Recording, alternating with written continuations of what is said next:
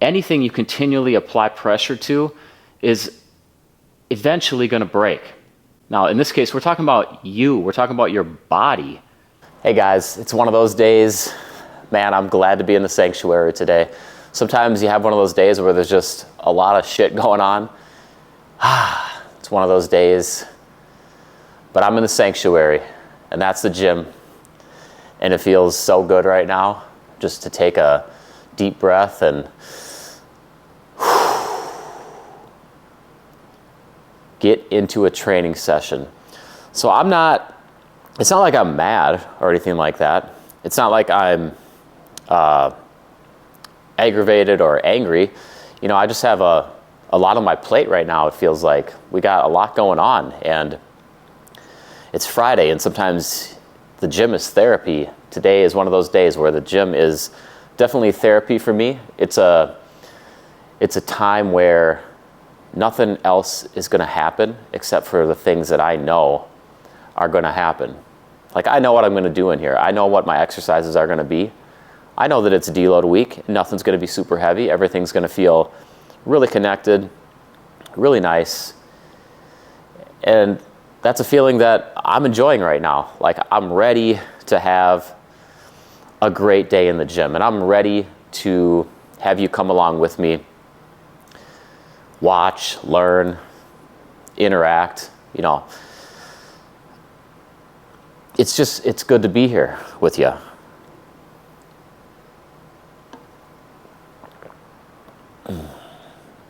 So I just finished up the energy drink. Maybe I'll do a little pump supplement today, but I'm not really sure, because I know that I'm going to be taking a visit to good old Pump City anyways, because it's all about the high reps today. 3x20 for so many exercises, 3x10 to 12 for the core exercise. And you know that delivers a lot of blood to the targeted muscle groups. So that's what today is going to be all about. And I can't wait. And I don't have too much else to talk about beforehand. Obviously, you know it's deload week. I'm going to drop some deload knowledge. I think I'm going to do the training chat on the recovery deficit, the concept of the recovery deficit, because I don't think it's talked about enough. Actually, I don't think it's talked about at all. I mean, honestly, I haven't heard anybody use the term recovery deficit except for me. So whether it's been coined or not by somebody else, I don't think I've heard it. I don't really care if it's my own. It's cool if it is. But I'm going to talk about that today during my training chat. I said I thought I would, but I just decided that's what I'm going to talk about. So if you have to skip ahead in the video and you want to learn about the recovery deficit, I got the timestamps in there for you. Just go to the training chat part. Listen to me talk about the recovery deficit. Let me know what you think about it. If it's real, if it's something that I'm making up. Anything you want to talk about. But I think I'm ready to go. I think it's time to get some good stimulus going. Hit that posterior chain. It's a GST lift day. It's all about deadlifts and accessory lifts that help me perform the deadlift better. So muscle groups being targeted are glutes, hamstrings, spinal erectors, traps, and calves. Basically, you know how it goes from my ankles to the base of my neck, pretty much the posterior chain, just that whole chain from top to bottom, bottom to top. I'm going to show you most of the exercises. You know, I usually don't show calf work, and sometimes I don't show leg curls. Again, you know, I'm not really huge on showing like leg extensions and leg curls all the time. I don't think it's that exciting. Those are straightforward exercises, and I don't really think that you care to see them, to be honest. So let's get into it. Let's start with deadlifts, then go to good mornings, then go to some unilateral leg work. I mean, I don't know exactly what's going to happen for that quad-focused move yet. Split squats, lunges. I mean, I might feel like doing 20 rep just squats. We'll see what happens. We'll cross that bridge when we get there, as they say. All right, training time. I'll see you in a second. I'm here on the platform ready to hit my first working set. This is going to be a 10 rep set. Maybe a couple more if I'm feeling good, but it's 50% estimated 1 rep max, 225 right now. That puts my estimated 1 rep max at 450. Now I predetermined that from last week's AMRAP set. I knew how many pounds I lifted. I knew how many reps I completed, plugged that into my estimated 1 rep max formula, got the number, and just translated this to 50% today. So 225 should be a nice solid set. I'm listening to the chill house radio. We're just gonna work through this day nice and easy. Nice, calm, chill vibe.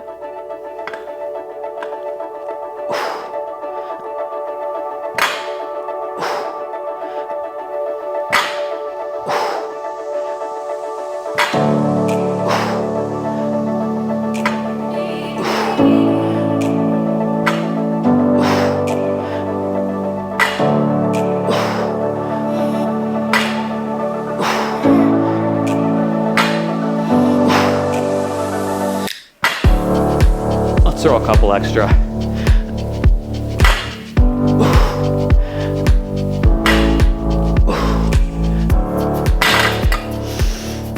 Let's get another set in. This was a short rest period because this isn't challenging work. It's enough to make me focus and really think about form and want to do it right and connect with my working muscle groups, but it's weight that I know I can do. I'm not gonna fail on this set. I'm gonna hit 12 real solid. Now, I chose this angle right here because I want you to note, I want you to see the shoulders and the hips moving together. I'm gonna do my best to lock in good form and just show you exactly what I'm talking about.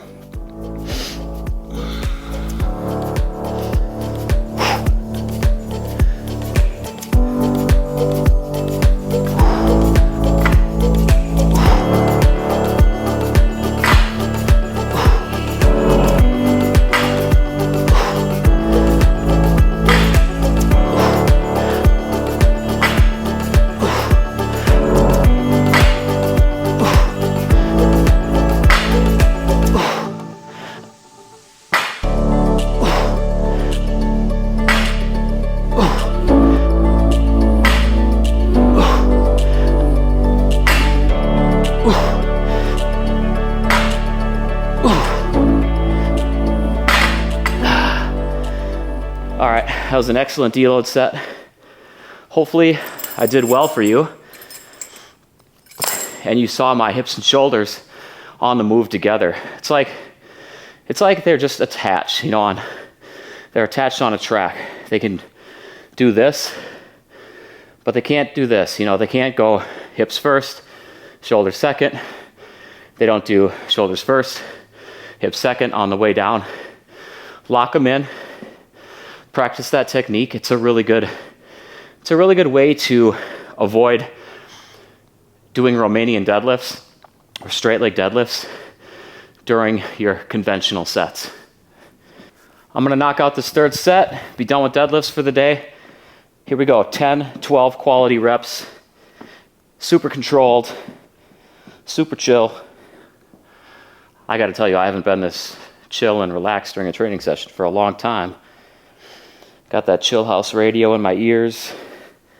Kind of in the Zen moment with these deadlifts right now.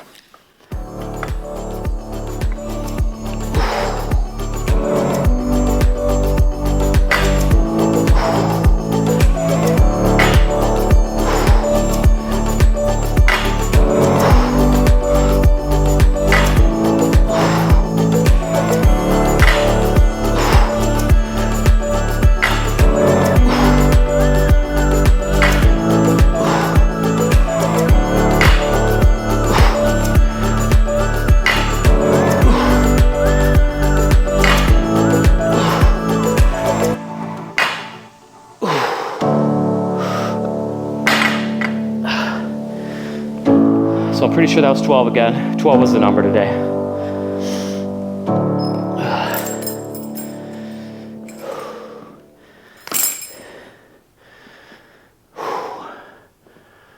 That was a really nice set. Like I said, I'm really in the moment today. Tuned in. Man, I could just feel the glutes powering me up. Got my spinal erectors super tight, braced, and I can just feel my scapula retract a little bit, holding everything together on that posterior chain and just letting the lower body do the work, because that's what it's about. I got a question for you. What do you think about doing deadlifts on back day? You know, for me, it's a no. Like it's a 100% resounding no. I don't really see deadlifts as a back exercise. It's not the primary area of focus. Let me say that. Your lats for deadlifting as the primary focus? No, sir. You're going to work your upper back a little bit because you're going to be retracting those shoulder blades statically.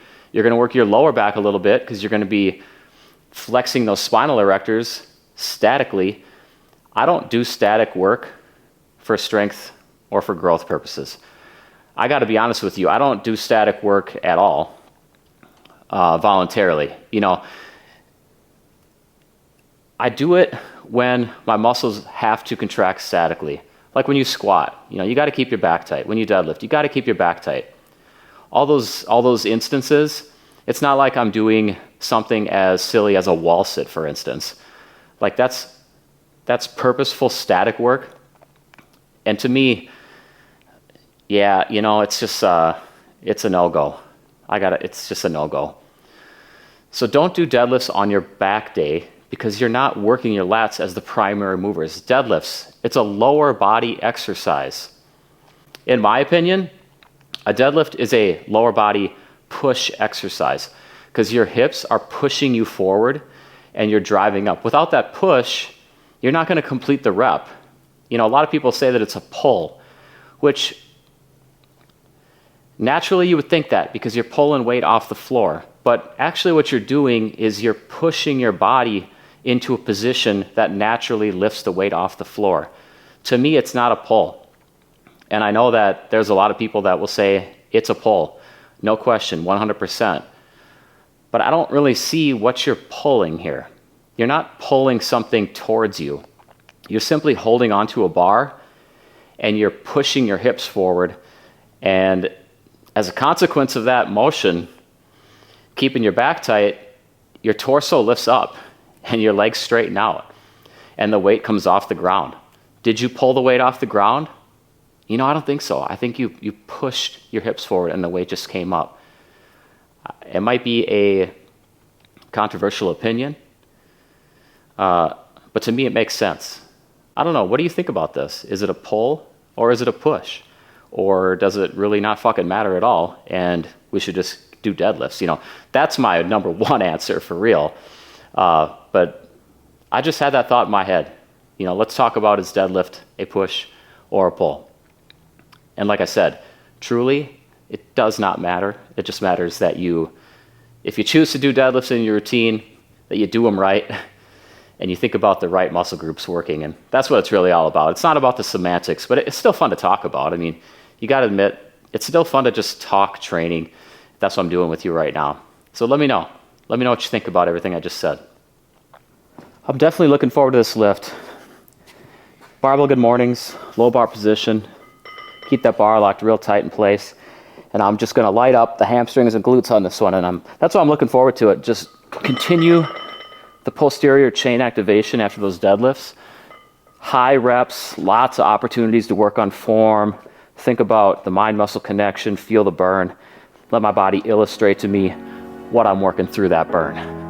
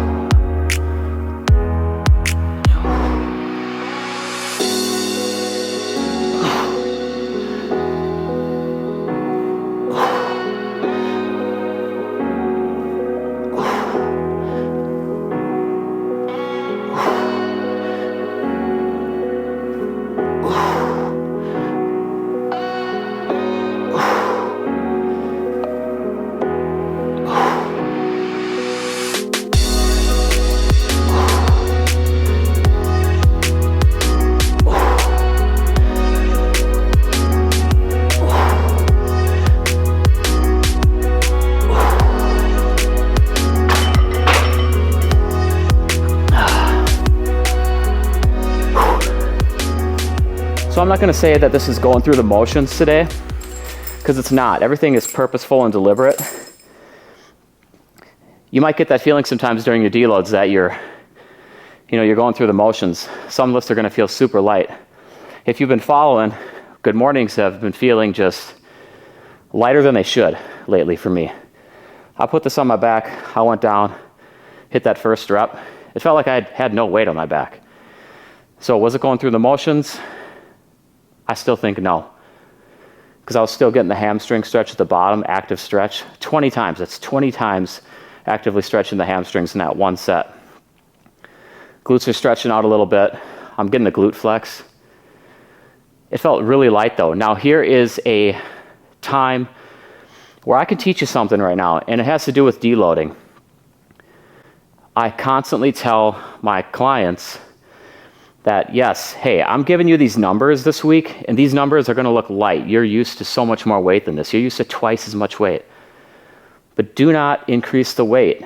It's good to hit these deload weeks every once in a while. The weight is light for good reason. Like there's science behind it. There's anecdotal evidence behind it. So right now, like I'm tempted to bump up. But I actually went even a little bit higher than 50% because, as you know, my last time hitting this for 3x10, I was hitting 185 at the peak. Well, 95 times 2 is 190. So you can see, I'm slightly higher than I should be. I could be a little lower. But the weight, it feels light. And I'm still not going to move up. And that's the lesson I'm trying to convey to you right now. During your deload weeks, just do your calculations and just hold the numbers. I don't care if it feels light. The only time where you would not hold the numbers is if for some reason it happened to feel heavy. Then you might want to lighten up a little bit because, of course, we're deloading. But that really shouldn't happen because this is a thought-out method.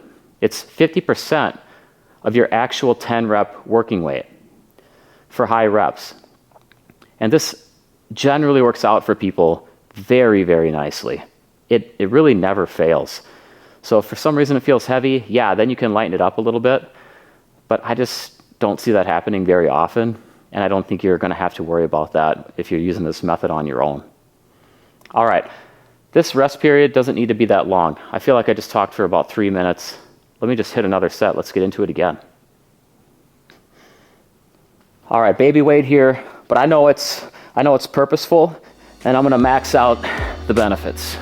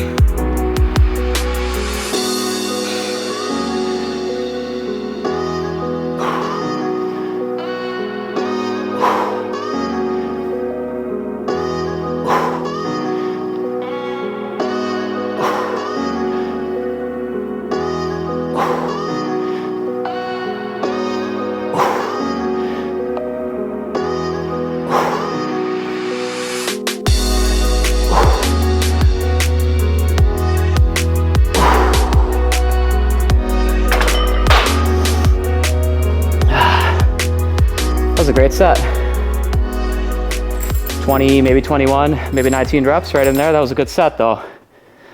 Dialing on those hamstrings, slight stretch at the bottom. Lifting gives you a stretching. Lifting during lifts, in the moment, you get stretched out. If you use full range of motion, you're gonna get stretched out. That's the key though, full ROM. You definitely wanna be on that team. Team full ROM, that is. So this was solid. Again, this weight felt light. It feels like these are fake weights filled with helium. They're helping. They're lifting me up. I have to pull them down, actually. And that's a good feeling on a deload day. That's how it's supposed to be. Training chat time. Let's talk about the recovery deficit. Like I said in the intro, the recovery deficit is something that happens if you're following a program that continually pushes you, it progressively overloads you, it pressures you to do more over time, because the weight and the intensity, it's going to creep, and then it's going to creep, and then it's going to creep. Each week, you're going to build up your workload, and you're going to have pressure applied to your body. Now, if you do that, anything you continually apply pressure to is eventually going to break. Now, in this case, we're talking about you. We're talking about your body. You don't want your body to eventually break. So before you get to that breaking point, before that recovery deficit gets so big that you crack, you have to let your body recover and dig out of that hole. View the recovery deficit as this hole. Like as you're pushing yourself, as you're growing and strengthening, you're traumatizing your body through it all. And just remember that your body is not going to recover 100% before the next session every time. So if you're slowly like chipping away at this wall, this brick wall, say that your body is this brick wall, and you break it down during a workout.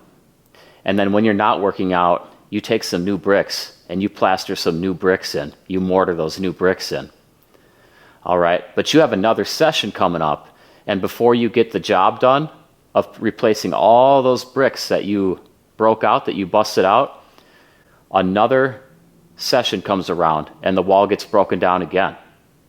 Now your body's doing the best that it can to repair after that next session. But let's say, it can only throw up like 90% of the bricks that were taken down. So you had some bricks left after the first workout and the subsequent recovery, but now you have even more bricks left because you hit another workout, and then you hit another workout, and you can see what happens there. Imagining your body as that brick wall, and if you can't recover 100% between one session to the next, that brick wall is slowly going to get broken down.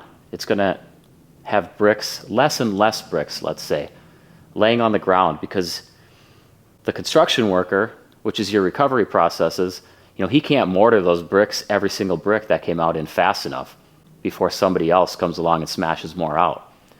So the pile of bricks on the ground, that's essentially signifying the recovery deficit, and it's growing.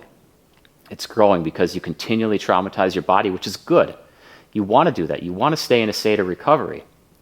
But eventually, it's too much pressure, too many sessions of breaking down without 100% recovery, you're going to break.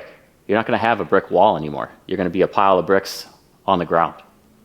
So the recovery deficit, deloading allows you to build out of that.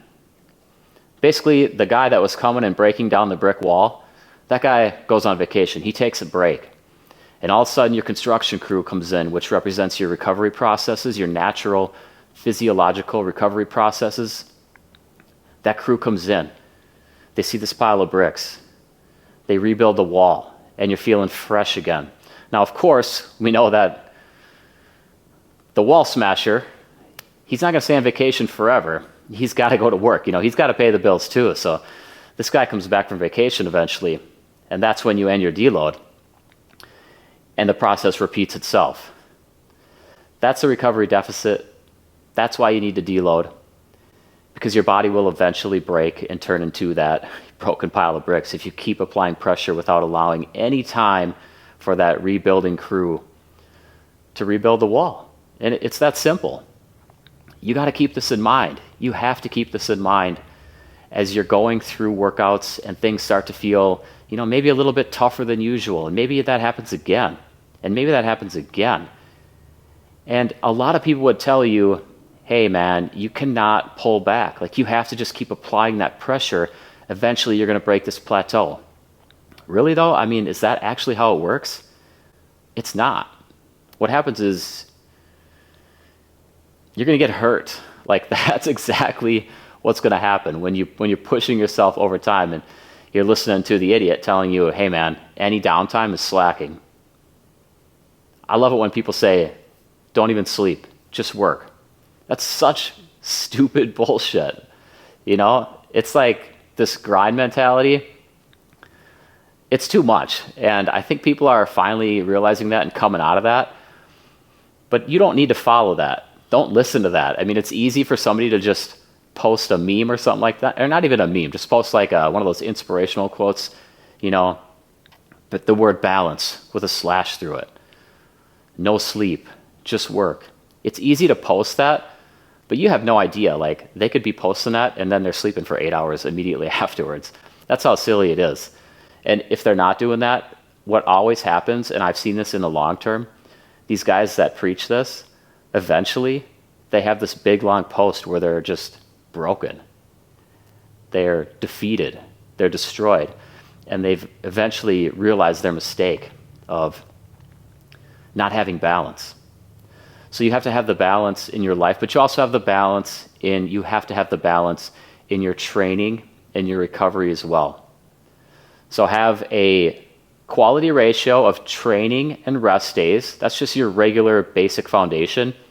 But then also understand that even if you have that quality ratio where you're taking, you know, a few rest days each week, maybe just a couple depending on your age, you're still going to run into the point where you need to deload, and you're still going to build up that recovery deficit. If you're using a program that's pushing you. And you should be doing that. That should be no question. So that should be a given. So you are going to run into that point where the recovery deficit gets so big. The brick wall that is you is broken down. And you need to tell that wall smasher, you know, go on vacation, get out of here. I need to bring my crew in. I need to rebuild. And that's your deload week. Okay. I'm going to get to the next exercise here. You know what's next? I'm going to hit some squats. I'm going to hit some high rep squats because that's what I'm feeling today. I don't really feel like doing 40 steps on unilateral leg work, especially on film. You know, those sets, they take like 2 minutes each. I'd rather just knock out some squats, get some super quad pump going, and move on. If you have questions on this, hey, give me a comment. I would love to answer your questions. That's what this is all about. Give and take. I teach, you learn, maybe you teach me. I would love that. I learn, and we build this relationship, and we interact, and we grow this crew. That's what it's about for me. I hope it's about the same thing for you. I really do. All right, squats are calling my name.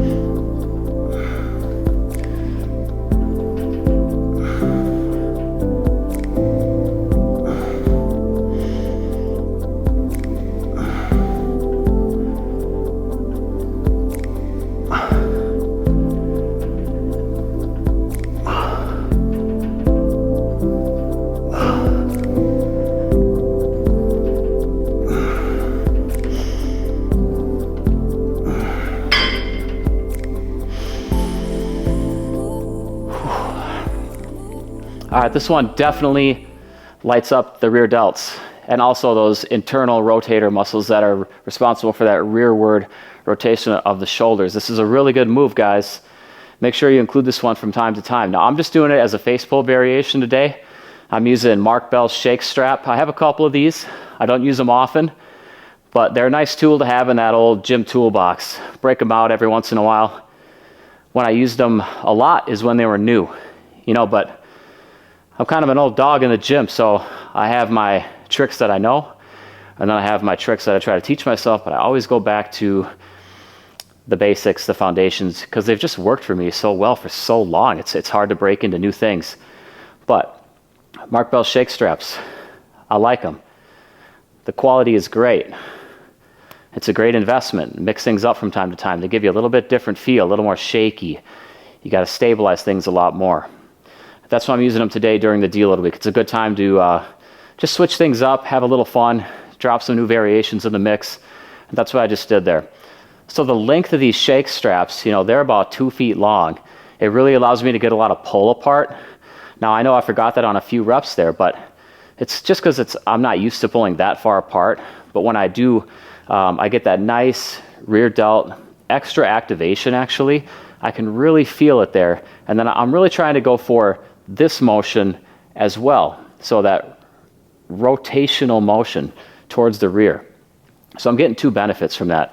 Rear delt activation and then internal rotator muscle activation as well. So you saw me do 1 set. I think that's enough. I just want to show you the 1 set. Face pulls. I'm going to move on. I'm going to hit leg curls. And then I'm going to hit some ab work as well. And I'm going to save my calf work for my next off day.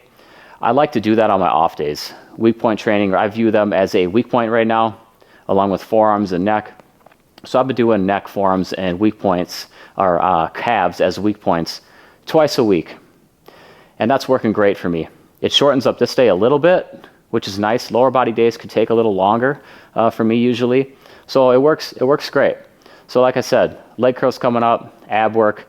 I'm not going to show you that because, again, I don't think it's that exciting. It's not exciting for me to do, especially the ab work. I get it done, don't get me wrong, but it's not that exciting. Leg curls, I don't think that's that exciting for you. I like them because leg curls are imperative to keep that quad strength balance around the knee joint. Most people overwork their quads and underwork their hamstrings. You got to keep leg curls in the mix at all times. It's mandatory. You can't do without them. Whether it's kneeling, seated, lying, doesn't matter. Get a leg curl in the mix, isolate it, and keep it there at all times. All right, so I think I'm out. I think it's just, this is my outro. I didn't even intend it to be, but you know, I gotta say I don't have that much else to say. And I'm super hungry. My stomach's growling. I gotta get that food in. You know how it goes after a workout, whether it's deload, whether it's anything. You do it with purpose, you're gonna get worked. Like I said, I volume matched my usual volume today, so I moved the poundage. I didn't stress my body as heavily, but I moved the poundage. So I did the work. I'm out. I wish I had more to say, but I just don't. So I'm gone. I'll see you later.